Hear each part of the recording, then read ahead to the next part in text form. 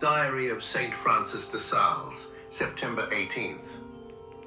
When an event occurs for which we do not know the cause, it seems that the things of the world are guided without any reason.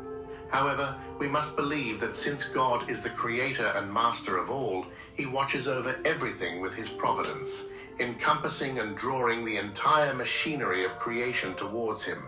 Especially concerning us, God arranges for our lives to be stirred by many contrary events, the reasons for which are not revealed to us, so that we may seek them only in him.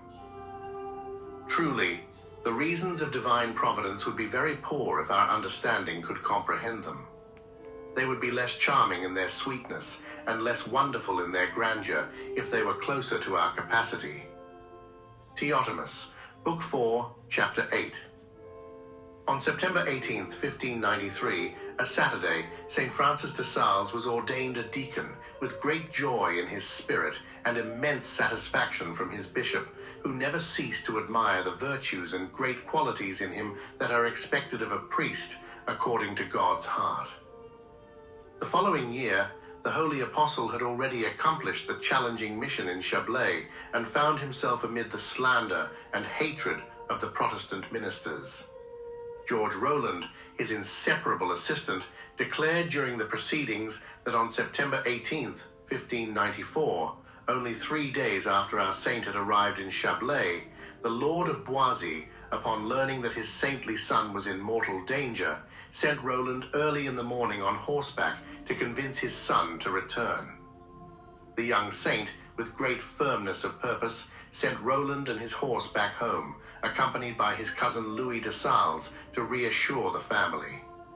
The good cousin obeyed, but a few days later he rejoined Francis.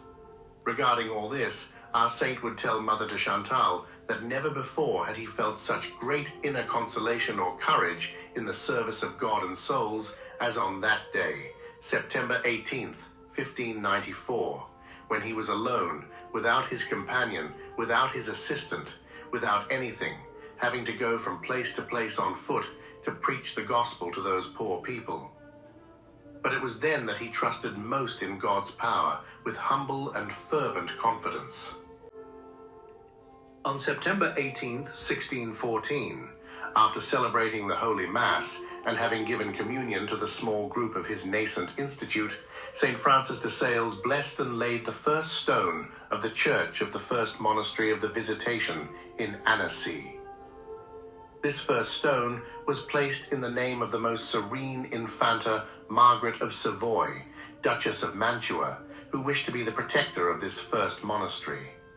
The holy bishop, very pleased, noted with his usual grace that God had made that first monastery as he made the world, out of nothing,